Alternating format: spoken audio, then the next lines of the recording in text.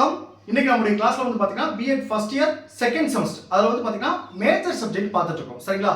அந்த மேஜர் சப்ஜெக்ட்ல யூனிட் 5ல பிரதிபலிப்பு இதழ் அப்படின்ற ஒரு क्वेश्चन பார்த்தோம். அதோட தொடர்ச்சி தான் இன்னைக்கு நம்ம பார்க்க போறோம்.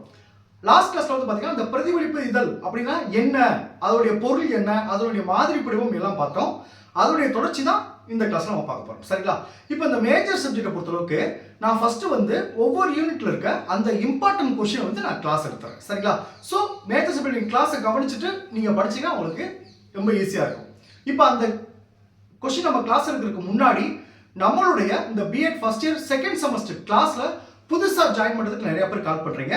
நீங்க எப்படி ஜாயின் பண்ணணும்னா என்னுடைய மொபைல் நம்பர் 9159084262 இந்த நம்பருக்கு நீங்க கால் பண்ணுங்க. நம்மளுடைய கிளாஸ்ல நீங்க எப்படி ஜாயின் பண்ணலாம் சொல்லி நான் உங்களுக்கு டீடைலா சொல்லிடுவேன். அதே மாதிரி புதுசா ஜாயின் பண்ணவங்களுக்கும் நான் இதுவரைக்கும் நடந்த அந்த பழைய கிளாஸ் நோட்ஸ் எல்லாமே நான் உங்களுக்கு அனுப்பிச்சிடுவேன். சரிங்களா? ஓகே, இப்போ நம்ம क्वेश्चन பார்ப்போம். இப்போ லாஸ்ட் கிளாஸ்ல பாத்தீங்கன்னா நமக்கு வந்து பிரதிபலிப்பு இதழ் அப்படின்னா என்னன்னு பார்த்தோம். அதுக்கு பிறகு அந்த பிரதிபலிப்பு இதழுடைய மாதிரி படிவம் பார்த்தோம். சரிங்களா? அந்த மாதிரி படிவத்துல இந்த क्वेश्चनலாம் இருக்கும். இந்த क्वेश्चனுக்கு வந்து நீங்க ஆன்சர் எழுதணும் அப்படின்னு நான் சொல்லியிருந்தேன். சரிங்களா? இன்னைக்கு நம்ம பார்க்க போறது வந்து பாத்தீங்கன்னா அதே क्वेश्चनல ஃபர்ஸ்ட் பிரதிபலிப்பு இதழின் கட்டமைப்பு. சார் பிரதிபலிப்புல கட்டமைப்புனா என்ன சார்? நான் மாதிரி படிவம் பார்த்தேன். இந்த மாதிரி ஒரு மேஜர் ஸ்டாப் வந்து உங்களுக்கு கிளாஸ் எடுத்து முடிச்சோடனே क्वेश्चन அந்த ஒரு A4 ஷீட் எல்லா ஸ்டூடண்ட்ஸ் கையில கொடுப்பாரு. அதுல क्वेश्चन இருக்கும். நீங்க அந்த கிளாஸை பத்தின உங்களுடைய உண்மையான புரிதல், உங்க மனசுல உண்மையா என்ன படுதோ அதை எழுதணும் அப்படி சொல்லியிருந்தேன். சரிங்களா? அதுல வந்து ரெண்டு விதமான கட்டமைப்பு இருக்கு. ஒன்னு பாத்தீங்கன்னா பாருங்க, அடிப்படையில் பிரதிபலிப்பு பத்திரிகைகள் இரண்டு நிலையிலான வடிவங்களில் உள்ளன.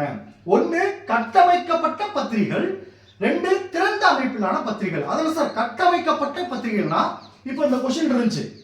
இப்போ இந்த क्वेश्चन பாத்தீங்களா, இது வந்து கட்டமைக்கப்பட்ட பத்திரிகைகள். ஏன்னா அதுல क्वेश्चन இருக்கு, மாணவர்கள் அதுக்கு திறந்த மனநிலையுடன், அது உண்மையான மனநிலையுடன் அதுக்கு பதில் அளிக்கிறாங்க. சரிங்களா? அடுத்து ரெண்டாவது பாருங்க, இந்த திறந்த அமைப்பிலான பத்திரிகைகள் அதுல क्वेश्चन இருக்காது. ஒரு A4 ஷீட்டை கொடுத்துருவாங்க, உங்க மனசுக்கு என்ன பட்டதோ அதை எழுதுங்கன்றாங்க. சரிங்களா? இதுதான் கட்டமைக்கப்பட்ட திறந்த வடிவிலானது. சரிங்களா? இப்போ உங்களுக்கு புரிஞ்சுச்சா? இப்போ அடுத்து பாத்தீங்கன்னா இந்த பிரதிபலிப்பு இதழில் சேர்க்கப்பட வேண்டிய அம்சங்கள். இப்ப பிரதிபலிப்பு இதெல்லாம் என்ன சொன்னேன், அதுல அந்த क्वेश्चन வந்துச்சுல, இன்னும் அந்த பிரதிபலிப்புல என்னென்ன விஷயங்கள்லாம் சேர்த்தா மாணவர்களுக்கு இன்னும் தூண்டுதல் அதிகரிக்கும், உண்மையை வெளிப்படுத்துறதுக்கான வாய்ப்பு கொடுக்க முடியும், அதே மாதிரி அவருடைய கற்றல் சிறப்பாக செயல்படுவதற்கும் எதிர்காலத்தில் அவங்களுடைய தேவைகளை பூர்த்தி செய்வதற்கும் ரொம்ப உதவியா இருக்கும் அப்படின்னு சொல்றாங்க. அப்ப அந்த பிரதிபலிப்பு இதழ்ல என்னென்ன விஷயம்லாம் சேர்க்கணும் அப்படின்னு சொல்லி கொடுத்துருக்காங்க.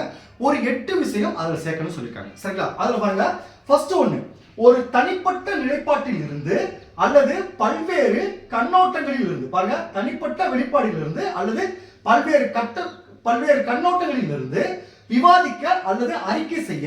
அதாவது ஆல்ரெடி क्वेश्चन இருக்கு, நம்ம பதில் அளிக்கிறோம் மாணவர்கள். இப்போ என்ன செய்றாங்கன்னா அவங்களா ஒரு விவாதிக்க, ஒரு ஆர்கியூமெண்ட் மாதிரி அந்த என்ன நடத்துறாங்களோ அதை பத்தி தெரிவிக்கலாம். அப்படி இல்லைன்னா அவங்களா சொந்தமா இந்த ஒரு ப்ராஜெக்ட் தயாரிக்க, அதே மாதிரி ஒரு அறிக்கை ஒன்று தயாரிக்கலாம். இந்த வாய்ப்பை அந்த பிரதிபலிப்புல ஏற்படுத்தணும் அப்படின்னு சொல்றாங்க.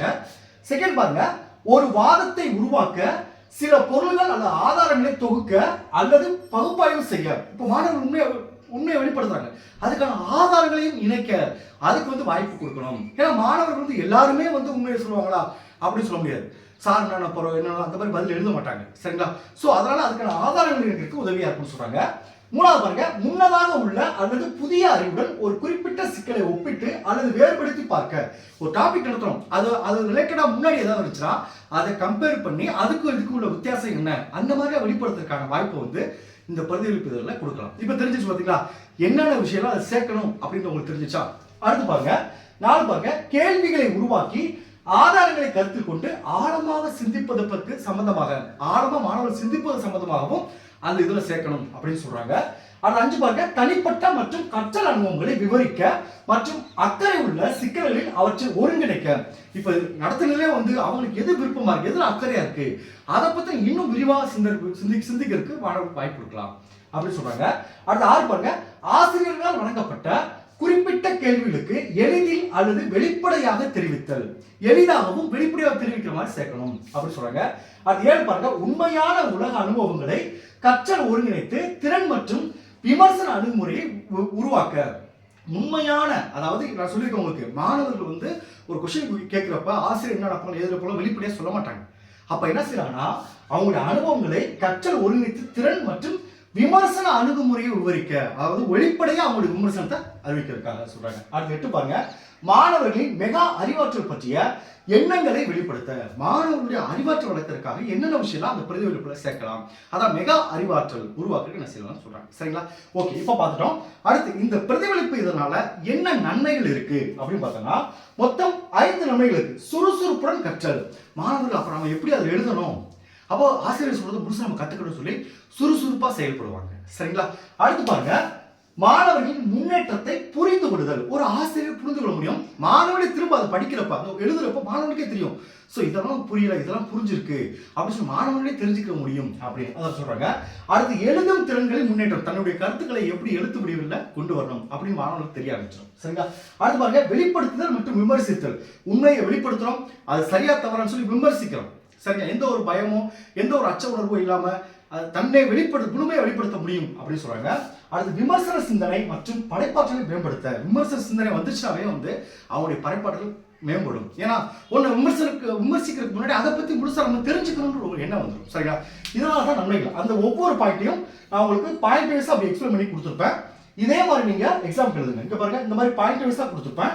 ஒவ்வொன்றுக்கு இப்ப சொன்ன அந்த 5 விஷயத்துக்கும் நான் கீழே எக்ஸ்பிளைன் பண்ணிருப்பேன். சரிங்களா? இதுதான் ரைட்டு. இவ்வளவு விஷயம் சொல்றோம். இந்த பிரதிபலிப்பு இதனால இதுல என்ன சார் குறைபாடு இருக்கு அப்படின்னு பார்த்துருவோம்.